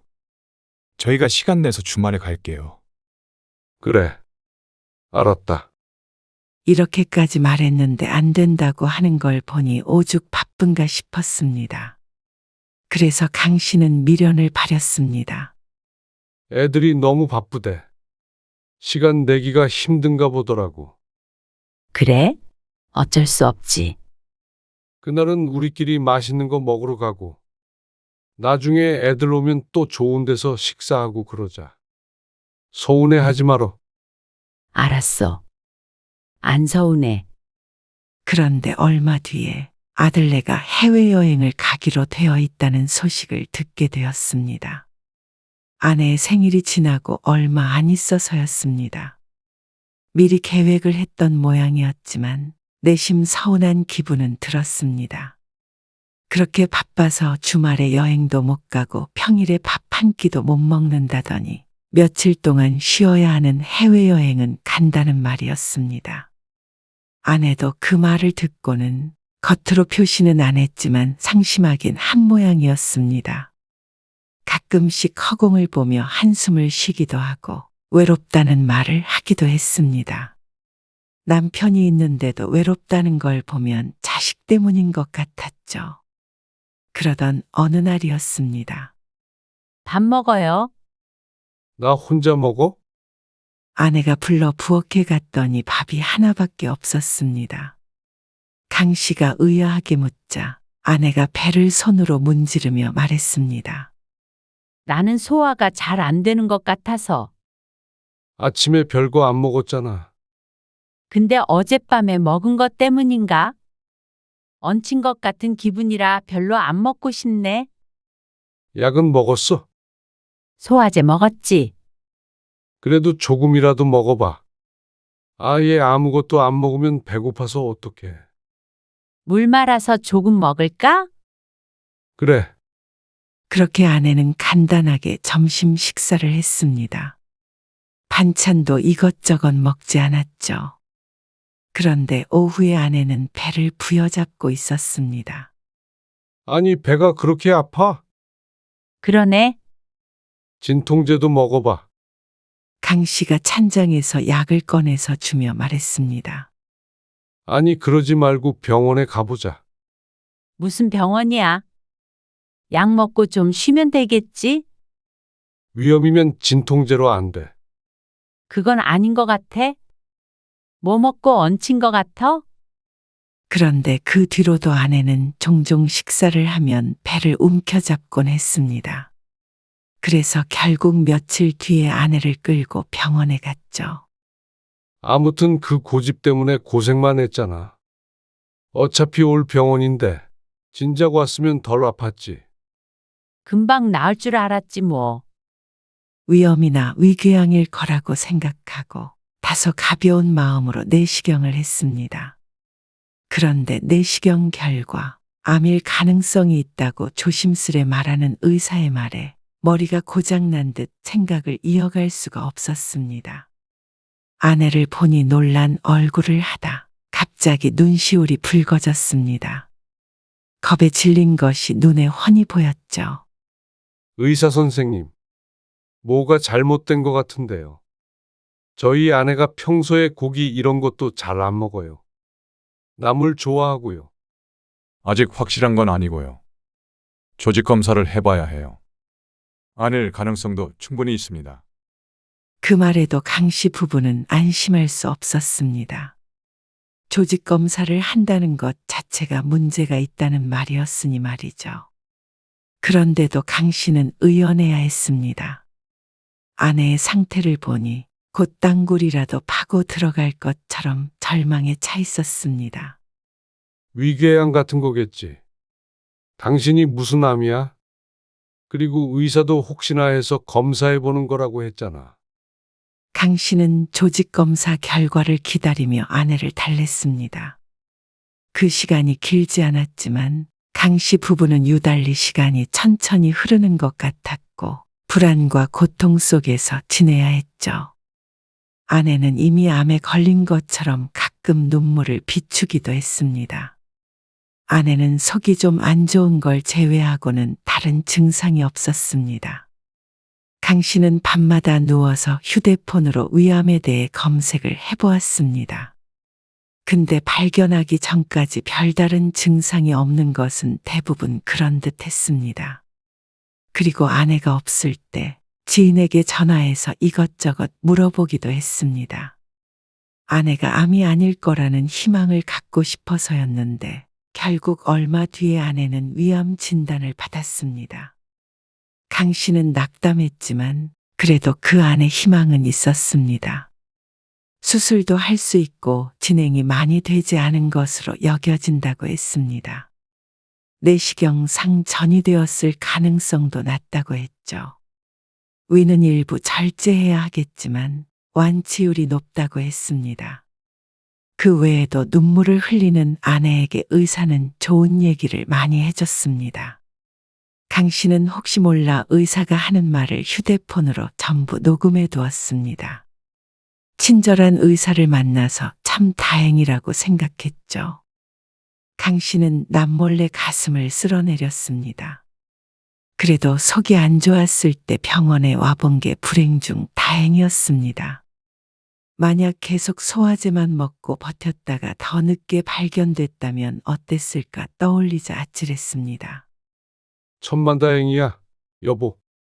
내가 알아보니까 의사 선생님 말씀처럼 완치율이 엄청 높다고 그러더라고. 우리나라가 위암 진짜 잘 고친대. 수술하다가 잘못되면? 그럴 리가 있어. 그럴 리가 왜 없어. 왜 안 좋게 생각해? 우리보다 의사 선생님이 더 잘하시지. 괜찮을 거라고 그러셨잖아. 그건 그렇지만 자, 이거 다시 들어봐. 강 씨는 집에 와서도 의사가 한 말을 녹음했던 걸 다시 들려줬습니다. 마음을 추스른 상태에서 들으니 그래도 아내의 기분이 좀 풀리는 듯 했습니다. 강 씨는 쉬지 않고 아내에게 떠들었습니다. 내 친구 형섭이 있지? 얼마 전에 통화했는데. 당신도 기억하나? 20년 전쯤에 위암에 걸리셨었거든? 근데 지금 90세고 엄청 정정하셔. 그래? 정말로 하나도 걱정하지 마. 강 씨가 아들에게도 전화해서 말했습니다. 암이라는 단어 하나의 아들도 놀란 듯 잠시 정적이 흘렀습니다. 몇 분간 허하는 한숨 소리만 들려왔습니다. 네 엄마 많이 우울해하니까 너도 신경 좀 써. 아무리 바빠도 엄마 건강이 먼저잖냐. 그렇죠. 알겠어요. 그리고 다음 날 아들이 아내에게 전화를 한 모양이었습니다. 우중충 장마 같았던 아내의 표정이 모처럼 환하게 개었습니다. 나 그만 우울해하고 힘내려고. 그래, 우리 수빈이 대학 가는 것도 봐야지. 당연한 소리를 해. 누가 들으면 시한부 선고 받은 줄 알겠어. 강 씨도 가벼운 투로 대꾸했습니다. 그리고 그날 이후로 아내는 하던 일을 잠시 쉬기로 했습니다. 계속해서 일을 하겠다는 아내를 말리며 당연히 그만두어야 된다고 생각했다가 강 씨는 생각을 고쳐먹었습니다. 어차피 완치가 될 건데 일상을 바꾸는 것보다는 평소와 같은 게 아내에게도 좋다고 생각했습니다. 그렇지만 마음은 좋지 않았습니다. 곧 죽을까봐 그렇게 슬퍼하고 무서워하면서도 여전히 돈을 벌려고 한다는 게 말이죠. 늘 하는 소리가 나중에 자식에게 부담 안 주려면 더 벌어야 한다. 들 하나 있는데 내가 많이 벌면 다 아들 거다. 이 소리를 입에 달고 살던 아내였습니다. 그러니 더 짠할 수밖에 없었습니다. 수빈이 엄마도 알고 있겠지? 나 암 걸린 거? 알겠지? 왜? 아니야. 그러고 보니 며느리에게서 전화가 왔다는 소리가 없었습니다.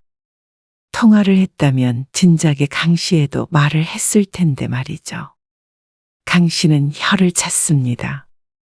아내는 아니라고는 했지만 내심 섭섭한 눈치였습니다. 당연했습니다. 경사에는 연락이 없어도 적어도 시모가 암에 걸렸다면 전화해서 안부를 물어야 하는 것이 당연했습니다. 강 씨도 며느리에게 서운했고 아들에게도 섭섭하긴 마찬가지였습니다. 그리고 얼마 뒤 CT 결과가 나오고 다행스럽게도 빠르게 수술 날짜가 잡혔습니다. 운이 좋았죠. 그래서 강 씨가 아들에게 전화해서 날짜를 일러주었습니다. 위 조금 잘라내야 된대. 그나마 빨리 발견해서 다행이네요. 그렇다니까. 아무튼 날짜 잘 적어놔. 네. 알겠어요. 전화를 끊고 나서 생각해 보니 수술하는 날의 본래라면 아들이 해외에 있을 때였습니다. 여행을 가는 날짜와 겹치는 것 같았습니다. 아들네 여행은 어쩌나 걱정은 되었지만 엄마가 아파서 수술을 하는데 어쩌겠나 싶었죠. 그리고 얼마 뒤 아내의 생일이었습니다. 혹시나 했지만 아들은 오지 않았습니다. 암 선고를 받고 아들만 한번 강 씨의 집에 와서 밥을 먹고 갔고 그 뒤로는 깜깜무소식이었습니다. 그런데 진작부터 바쁘다고 했었고 못 온다는 건 알고 있었으니 따로 연락은 하지 않았습니다. 강 씨는 괜찮았습니다. 다만 아내가 걱정될 따름이었죠. 자식도 있고 며느리 손주 다 있는데 생일이 좀 고요하네. 그러니까 어디 여행이라도 가자니까. 여행은 무슨, 몸도 안 좋은데 그냥 집에 있는 게 나아. 곧 수술을 앞두었기 때문에 아내는 대부분 집에서 건강 관리를 하며 시간을 보냈습니다. 그래서 생일에도 강 씨와 둘이 조촐하게 보내기로 했죠.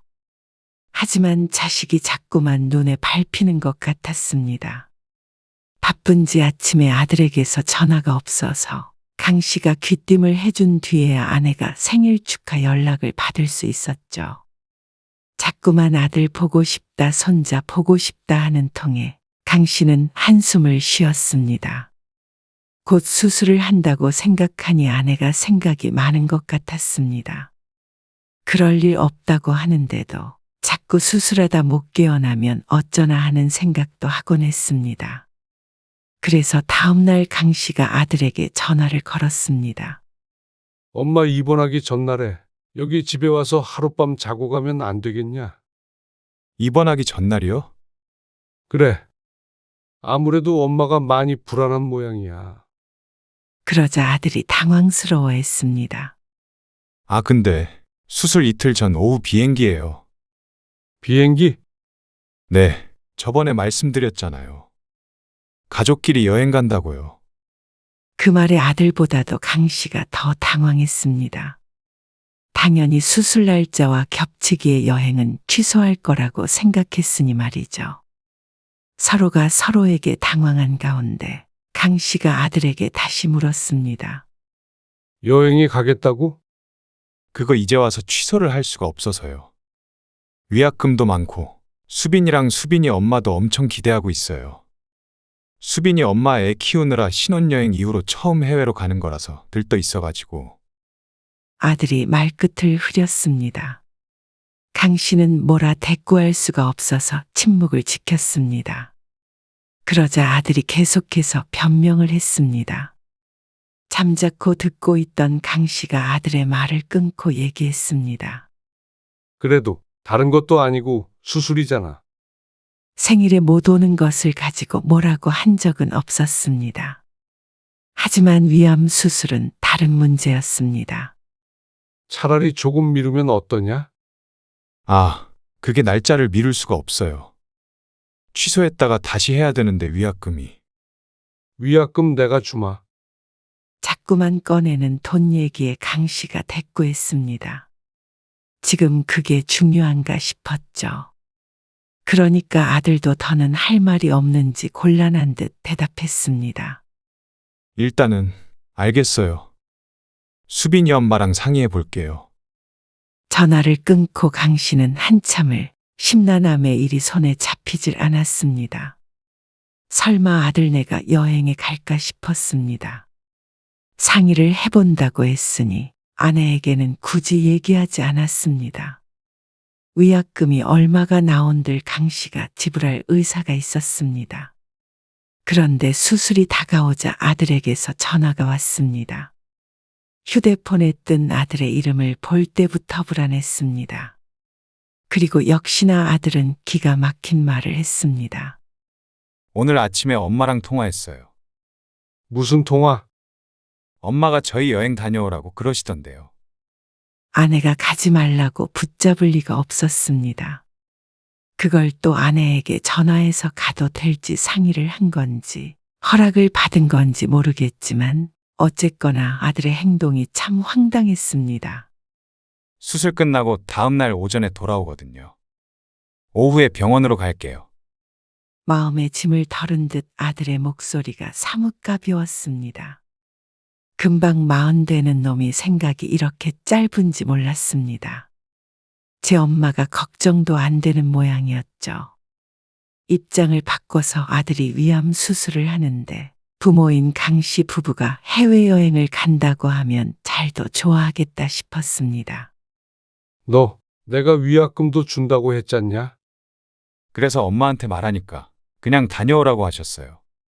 그걸 엄마한테 왜 전화를 해서 물어봐? 다녀오라는 소리가 듣고 싶었던 거 아니냐? 그건 아니고요. 강 씨는 이제는 화를 내지 않을 수가 없었습니다. 계속 참기만 하니 아들이 알아듣질 않는 것 같았습니다. 부모가 큰 수술을 하는데 놀러 가는 놈이 어디 있어? 생각이 있냐 없냐? 우리가 가라고 해도 취소하거나 적어도 미루기는 했어야 할 거 아냐? 그러자 아들은 오히려 한숨을 푹 쉬며 말했습니다. 솔직히 아버지 때문에 마음 진짜 불편해요. 그냥 다녀오라고 해주실 수도 있잖아요. 아들은 당연히 여행을 취소해야 된다고 생각하는 강 씨에게 불만이 있는 듯 했습니다. 그러면서 하는 소리가 강 씨의 가슴을 후벼 팠습니다. 위암은 솔직히 생존율 진짜 높아요. 90%가 넘어요. 말기도 아니고 일찍 발견한 편이잖아요. 그러면 수술하면 거의 일상 회복할 수 있대요. 어떤 사람은 맹장 수술이랑 비교하기도 하던데요. 어떤 정신 나간 놈이 위를 잘라내는 수술이랑 맹장 수술을 비교해? 아니, 말이 그렇다는 거죠. 그거 잘라내면 남은 고쳐줘도 평생 밥 먹을 때 불편하게 살아야 될 수도 있는 거야. 아, 알아요, 알죠. 근데 제가 여행 안 간다고 수술이 더 잘 되는 건 아니잖아요. 말문이 턱하고 막히는 기분이었습니다. 대단한 효자는 아니어도 이런 불효막심한 말을 하는 아들은 결코 아니었습니다. 그놈의 여행이 뭐라고 부모 수술날에도 곁을 떠나 있어야 하는지 도무지 이해할 수가 없었습니다. 어쩌면 이렇게 매정할 수 있는지 몰랐습니다. 네 엄마 무서워서 맨날 조용히 운다. 잠도 계속 설치고 말이야. 너희 얼굴 못 보게 될까봐 무섭다고 하는 사람이야. 근데 자식이란 놈이 어떻게 그렇게 매정하게 말하냐. 여행 그까짓 거 언제든지 갈 수 있는데 좀 미루면 안 되는 거냐? 아니, 국내 여행이면 그렇게 했죠. 엄마한테는 제가 잘 말씀드렸어요. 부모 속을 이렇게도 몰라주는 자식이었습니다. 아마 아내에게도 헛소리를 짓거렸을 것 같았습니다. 강 씨는 아내가 아들과 통화한 사실을 까맣게 모르고 있었죠. 속으로만 앓고 있을 아내가 참 딱했습니다. 이런 걸 자식이라고 보고 싶다고 하는 아내이기 때문이었습니다. 다른 수술 같았으면 저도 안 가요. 근데 이건 잘못될 일 별로 없대요. 다녀와서 집 놓고 바로 병원으로 갈게요. 생존율이 가장 높은 게 위암이라는 아들. 그러니 걱정하지 말라고 위로하려는 게 아니고 그래서 별거 아니라는 듯이 말하는 아들에게 화가 났습니다. 어떤 말로도 결정을 바꿀 것 같지 않아 강 씨는 더는 대화하지 않고 전화를 끊어버렸습니다. 이만 끊겠다는 말도 아까웠습니다. 그리고 나서 저녁에 아내에게 물어보니 아내가 괜찮다며 웃었습니다. 미리 예약한 거를 못 가게 하면 안 되지. 그 말에 강 씨는 가슴을 퍽퍽 내리치고 싶었습니다. 괜찮을 리가 없었습니다. 자식이 여럿인 것도 아니고 아내의 인생에서 가장 큰 수술이었습니다. 그리고 암이라는 게 얼마나 무서운 병인지 모르는 사람은 없었습니다. 강 씨는 아내보다도 자식 일이 무덤덤한 편이었지만 강 씨가 암에 걸린 상황이었더라도 아들의 말에 서러웠을 것 같았습니다. 그런데 아내 성격에 속이 문드러지지 않고 못 베길 것이었습니다. 그리고 아들은 정말로 아내가 수술한 날 오지 않았습니다. 기어이 여행을 간 모양이었습니다. 과연 맘 편히 여행을 즐길 수 있을까 싶었습니다. 그런데 매정하게 말하던 아들의 모습을 떠올리니 부모는 뒷전이고 좋은 시간을 보내고 있을 수도 있겠구나 싶었습니다. 강 씨는 더 이상 아들에게 기대하는 것도 없었습니다. 그냥 그런 놈이라고 생각하면 마음이 편했습니다. 수술실 앞에서 모니터를 보면서 기다리는데 강 씨의 애가 다 타서 없어지는 것 같았습니다. 다행히 수술은 잘 마쳤습니다. 걱정하지 말라던 의사의 말이 맞았습니다. 그리고 수술이 끝난 다음 날 아들이 며느리와 함께 찾아왔습니다. 피곤한 기색이 역력했습니다. 강 씨는 그 얼굴들이 보고 싶지 않아서 병실에서 나가 있었습니다. 면회 시간이 짧아서 금방 나왔지만 강 씨는 아들에게 아무 말도 하지 않았습니다. 며느리가 아내를 걱정하는 인사말을 강 씨에게 건넸지만 그조차도 대꾸하지 않았습니다. 그렇게 걱정이 되는 사람이 어떻게 시어머니가 암 진단을 받은 뒤로 전화 한 통 없었는지 묻고 싶었습니다. 아들도 눈치를 보며 세상 효자인 척 아내를 걱정했습니다. 하지만 강 씨의 마음은 이미 굳게 닫힌 뒤였습니다. 아들네가 돌아가고 아내를 보니 어쩐지 울적한 듯한 표정이었습니다. 자식이 왔는데 기쁜 표정을 짓지 않는 것은 처음이었습니다. 아프고 외로울 때 자식이 전혀 위로가 되질 않으니 어쩌면 당연했습니다. 어쩐지 아내도 머릿속이 복잡한 것 같았습니다. 그리고 퇴원하는 날도 아들은 전화가 없었습니다. 언제 퇴원한다고는 말을 했지만 생일도 기억 못하는 아들이 그걸 기억할까 싶었습니다. 얼마 뒤가 명절이었는데 강 씨 부부는 명절은 아들을 부르지 말고 건너뛰기로 했습니다. 집에 손님이 와도 맞이할 기운이 없기도 했고 자식과의 관계를 재정립해야 할 때라고 생각했습니다. 아내도 그런 강 씨의 말에 동의를 했습니다. 오지 말라고 하니 좋아서 명절에 처가와 놀러간 아들을 보고도 강 씨는 전혀 놀라지 않았습니다. 그리고 얼마 뒤에 강 씨가 아내에게 조용히 말했습니다. 집 이사 가자. 둘이 살기 좋은 곳으로 좀 크기 줄여서. 이사? 그래. 좀 더 한적한 곳으로 가도 되고. 그리고 가서 우리도 이제 다시 재밌게 살아보자. 더 멀리 여행도 가고 말이야. 그러자 아내가 잠시 생각에 빠졌습니다. 일도 당분간은 하지 말고 즐겁게만 살아보자. 우리도 이 나이에 일을 더 하려는 게 그놈 물려줄 생각을 해서 그렇지. 안 그러면 얼마든지 더 쓰면서 살 수 있잖아. 그러려고 평생 모았잖아. 그러자 아내가 조용히 고개를 끄덕였습니다. 큰일을 겪으니 달리 생각하게 되는 모양이었습니다. 아마도 자식에 대한 실망감이 컸을 것이라고 생각했습니다. 당신이 진성이 주자고 했던 시골 땅은 그냥 팔아버려. 어차피 더 받자 오르지도 않을 건데. 그리고 집 줄이고 이제 좀 쓰면서 살아보자. 그래도 월세 들어오는 거 좀 있으니까 살만하잖아. 그리고 그러다가 질리면 뭐 둘이 카페라도 차려서 오붓하게 지내면 되지. 그 말에 아내가 설픈 미소 지었습니다. 집 내놓을게. 알았어. 그리고 둘 중에 하나 죽으면 부동산은 전부 처분해서 살자.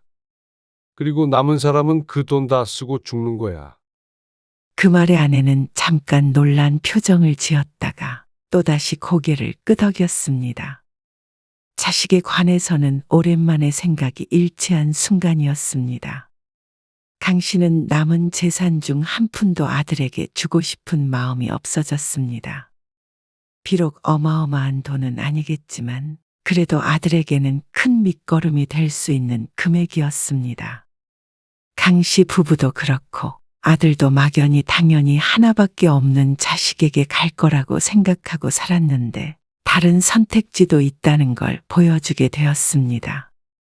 그리고 그 소식을 들은 아들은 크게 놀랐습니다. 이사를 왜 가세요? 멀리 가시게요? 그냥 인생 좀 즐기면서 살려고 그러지. 그러면서 아내와 했던 얘기를 슬쩍 말하자 아들이 언성을 조금 높였습니다. 아무래도 기분이 상한 것 같았습니다. 혹시 엄마 수술할 때 여행 가서 지금도 그것 때문에 언짢으신 거예요? 수술 잘 됐잖아요. 엄마도 지금 건강하시고요. 말도 안 되는 소리였습니다. 어떻게 수술이 잘 됐다고 끝이라고 생각하는지 몰랐습니다. 이렇게 관심이 없으니 더 이상은 대화를 이어갈 의미가 없었습니다. 앞으로는 너도 너희 인생 살아. 우리도 우리 인생 살게. 그래서 결국 저한테 유산을 안 주시겠다고 말씀하시는 거잖아요. 이럴 때는 아주 잘 알아듣는 아들이 우스웠습니다. 아들은 그 말이 실감이 나지 않았는지 자신도 속상하고 서운하다고 하며 전화를 끊었습니다. 그런데 강 씨 부부가 집을 팔고 이사를 가고 땅도 팔았다고 하자 그제서야 실감한 듯 했습니다.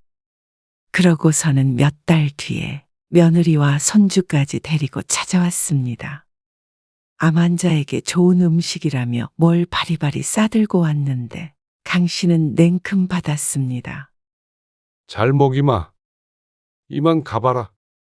그러고는 거실에도 들이지 않고 쫓아버렸습니다. 암 환자에게 좋은 음식이라고 하니 거절할 이유가 없었습니다. 그리고 키워준 세월이 있고 결혼할 때 준 것도 많으니 이 정도는 받아도 할 말이 없을 것이었습니다. 그러자 아들은 망연자실한 눈빛으로 강 씨를 바라보았습니다. 며느리도 단단히 놀란 것 같았습니다. 뒤늦게 아들이 아내에게 사과를 했지만 이미 아내도 마음이 돌아선 뒤였습니다. 아플 때 인간관계가 정리가 된다고 하더니 거기에는 부모 자식 간의 관계도 포함이 되는 것 같았습니다. 강 씨 부부는 아들과의 관계를 다시 생각해 보게 되었습니다. 내리사랑이라는 말이 있지만 언제까지 그렇게 살고 싶지 않았습니다. 남은 인생 사랑만 내려주다 끝내고 싶지 않았습니다. 강 씨 부부는 이제는 건강관리 잘하며 본인들을 위한 삶을 살기로 했습니다. 아무리 보고 싶다고 해도 비싼 얼굴 잘 보여주지도 않는 자식은 이제 뒤로 하기로 했죠. 그리고 아들도 언젠가는 이 기분을 느끼지 않을까 생각했습니다.